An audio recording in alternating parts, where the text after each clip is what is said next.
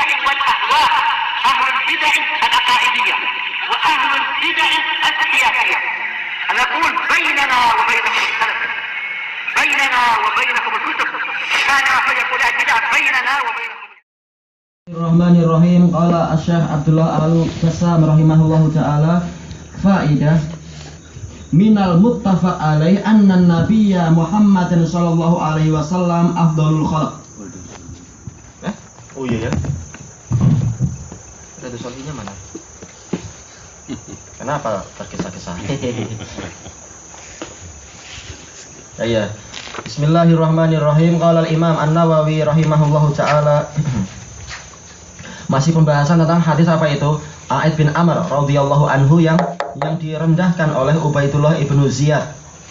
Dan Ubaidullah bin Ziyad ma'ruf di sebagian hadis-hadis di Sahih Bukhari dan Muslim itu memang dia orang yang zalim. Makanya dia dinasihati oleh Ma'qil bin Yasar radhiyallahu anhu, dinasihati oleh sebagian sahabat yang lain, dan juga sahabat yang ini menasihati dia. Maka sahabat ini datang memberikan nasihat, wahai anakku sayang, ini adalah kelembutan. Allah Ta'ala telah berfirman kepada Nabi Musa dan Nabi Harun, wa qula lahu qawlan layyina la'allahu yatadzakkaru aw yakhsha.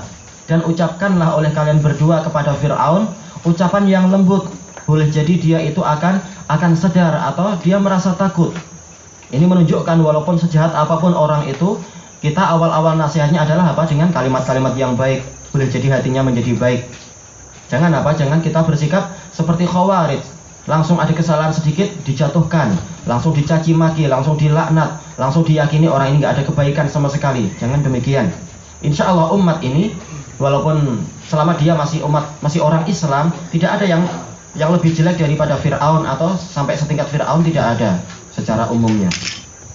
Makanya bagus disebutkan di sebagian kisah itu ada seorang Khawarij datang kepada siapa? Kepada Harun ar-Rasyid. Khawarij ini mengatakan, wahai Amir, mengatakan apa?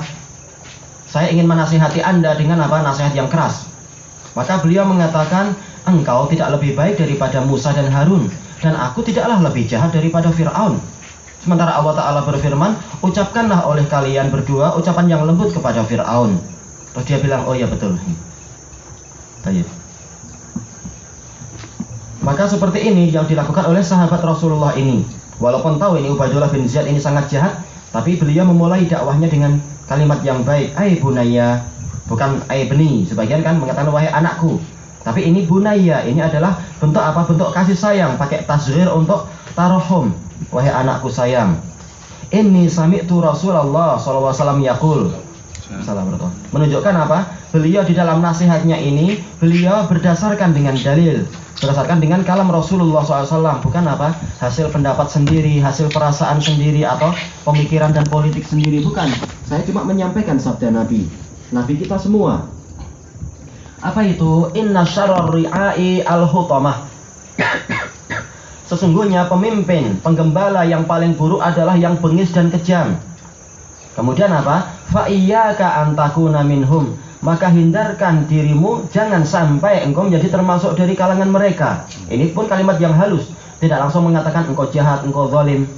Tetapi jangan sampai engkau seperti itu. Tidak langsung menuduh. Ini sudah kalimat yang baik-baik. Tetapi memang orang ini orang yang bengis dan jahat. Mati dalam keadaan memang dia sangat jahat. Kita tidak tahu kafir atau tidak, al-muhim dia adalah orang jahat memang. Baik. Maka orang ini memang tidak menerima nasihat dari beliau tadi. Langsung mengatakan ijlis, duduk kamu. Ini adalah adalah kalimat penghinaan. Allah Ta'ala berfirman dalam Al-Quran, qala sa'ufiha wa la tukallimun. Duduklah engkau di situ, yaitu di dalam neraka, dan jangan kalian itu mengajak bicara aku. Makanya sering di dalam kitab-kitab ijlis, yaitu orangnya sedang berdiri bicara begini-begini, kemudian dikatakan ijlis, ini adalah semacam penghinaan. Nggak perlu engkau berdiri dan bicara, duduk engkau. Ini ma'ruf, di sebagian ulama pun seperti itu kalimat itu. Kecuali kalau case-nya lain ya jadi lain. Ada tamu datang, kita katakan ijlis, ini case-nya lain. Baik, kenapa? Fa innama anta min nukhalati ashabi Muhammad sallallahu alaihi wasallam. Engkau itu hanyalah orang-orang yang nukhalah. Nukhalah ini adalah kulit ari, kulit yang terbuang dari dari kacang itu. Kulit bagian luar. Bukan yang masih keras, tetapi yang halus itu, yang nipis. Engkau hanyalah apa? Hanyalah kulit ari dari sahabat Muhammad, bukan sahabat Rasulullah lagi bilangnya. Ini adalah penghinaan. Kenapa? Para sahabat semuanya adalah inti kebaikan dari umat ini, dari umat Muhammad sallallahu alaihi wasallam. Makanya Rasulullah SAW di sini beliau menjawab, yaitu Aid bin Amr, wahal kanat lahum nukhalah. Apakah ada yang namanya nukhalah di kalangan para sahabat? Enggak ada. Inna makanatin nukhalatu ba'dahum. Hanyalah nukhalah, yaitu kulit ari yang terbuang-buang itu yang sepeninggal mereka, wa fi ghairihim, dan yang di selain mereka. Kenapa? Allah menyebutkan di dalam Al-Quran, Rasulullah menyebutkan dalam As-Sunnah, itu pujian-pujian yang agung untuk para sahabat. Allah Ta'ala telah berfirman tentang apa? Perbezaan antara as-sabiqunal awwalun dengan yang bukan sabiqunal awwalun. Untuk as-sabiqunal awwalun, Allah Ta'ala berfirman, was-sabiqunal awwaluna minal muhajirin wal ansar walladzina taba'uhum bi ihsan radhiyallahu anhum wa radu'an. Orang-orang yang terdahulu dan pertama masuk Islam, kapan dikatakan demikian? Yaitu selama dia masuk Islamnya sebelum perjanjian Hudaybiyah. Adapun setelah Hudaybiyah, dia istilahnya bukan sabiqun lagi. Dan orang-orang yang mengikuti mereka dengan baik, maka Allah ridha pada mereka dan mereka ridha pada Allah, dan Allah mempersiapkan untuk mereka surga yang di bawahnya itu mengalir sungai-sungai. Ini untuk sabiqunal awwalun, dijamin masuk surga. Yang lain boleh masuk surga asalkan ikut jalan sabiqunal awwalun. Kemudian Allah Ta'ala berfirman tentang kisah apa itu Hudaybiyah. La yastawi minkum man anfaqa min qablil fathi wa qatal ulaika a'dhamu darajatan minal ladzina anfaqu min ba'du wa qatalu wa kullu wa'adallahu husna. Tidak sama di antara kalian orang yang berinfak sebelum perjanjian Hudaybiyah dan berperang, yaitu sebelum Hudaybiyah, dengan orang yang berinfak dan berperang setelah itu.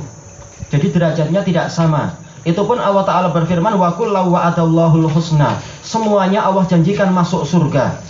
Sahabat semuanya itu dijamin untuk masuk surga. Tetapi memang derajatnya lain-lain. Makanya Rasulullah SAW bersabda, hadis Anas itu tentang kisah apa itu perselisihan antara Abdurrahman bin Auf dengan Khalid ibnul Walid, sama-sama sahabat.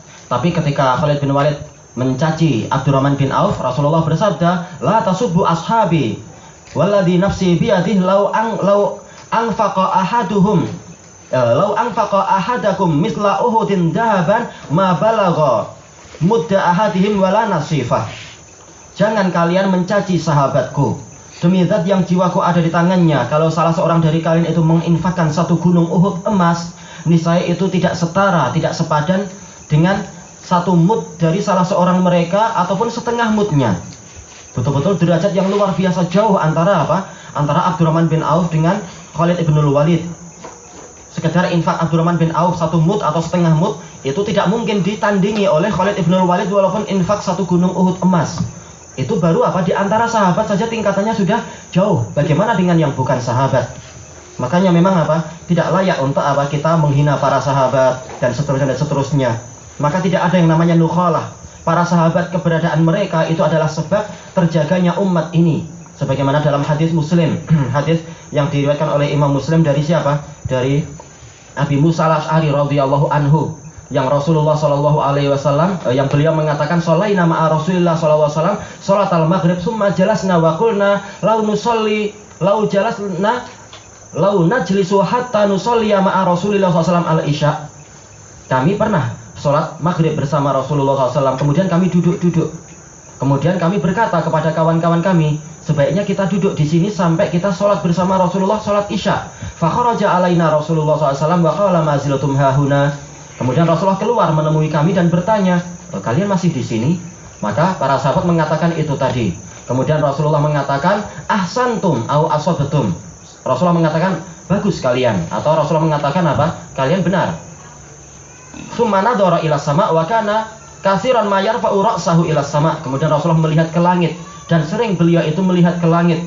Summa qala an-nujumu amanatun lis-sama fa idza dhahabatin nujumu atas sama'a matu'at. Bahwasanya bintang-bintang itu adalah pengaman bagi langit. Kalau bintang telah hilang, maka akan datang kepada langit apa yang dijanjikan, yaitu hari kiamat. Wa ana amanatun li ashabi wa idza dhahabtu ata ashabi ma yu'adun.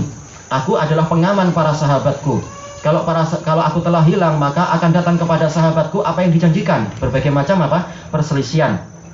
Wa ashabi amanatun li ummati fa idza dhahaba ashabi ata ummati ma tu'at. Sementara para sahabatku adalah pengaman bagi umatku. Kalau sahabatku telah hilang, maka akan datang kepada umatku apa yang dijanjikan, yaitu yang kita lihat sekarang ini. Kekacauan yang luar biasa besar. Kekacauan dalam masalah agama yang sampai ke masalah kehormatan, masalah harta, masalah darah, dan seterusnya. Ketika sahabat yang terakhir sudah meninggal. Demikian pula hadirnya satu sahabat saja itu adalah sebab datangnya kemenangan. Sebagaimana kalau tidak salah dalam hadis apa itu, Abi Sa'id Al-Khudri, hadisnya sahih.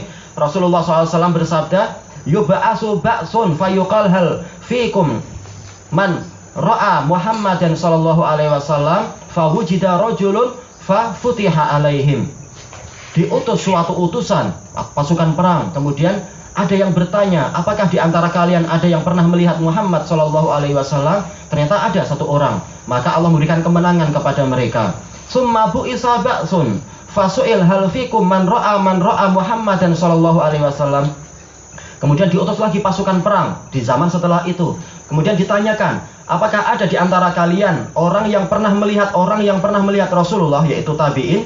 Ternyata ada satu orang, maka mereka diberi kemenangan. Kemudian diutus utusan berikutnya, fayuqalu lahum hal fikum man ra'a Muhammadan sallallahu alaihi wasallam. Apakah ada di antara kalian yang melihat orang yang melihat Rasulullah, yaitu atba'ut tabi'in, fafutiha alaihim. Ada satu orang, maka mereka mendapatkan kemenangan. Jadi keberadaan sahabat, kemudian tabi'in dan atba'ut tabi'in ini adalah sebab kemenangan.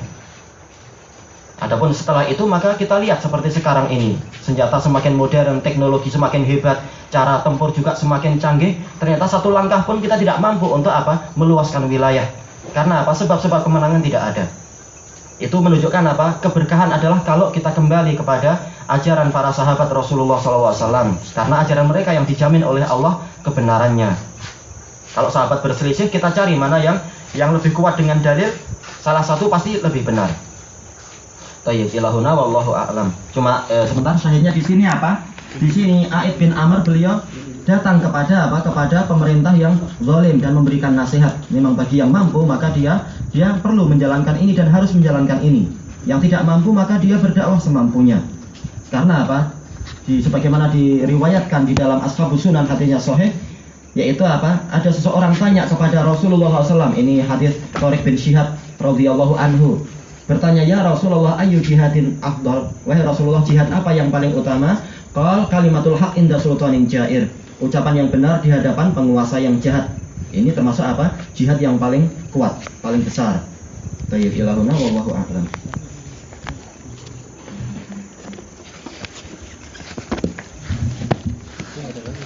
Siap. Baik, sedikit lagi.